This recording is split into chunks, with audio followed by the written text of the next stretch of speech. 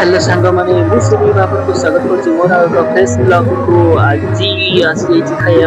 लौड़ी कार्यक्रम अनुष्ठित होची गाँव घर पाखरी राधाकृष्ण मंदिर पाखरी लौड़ी कार्यक्रम चली कि समय अपेक्षा कर सारा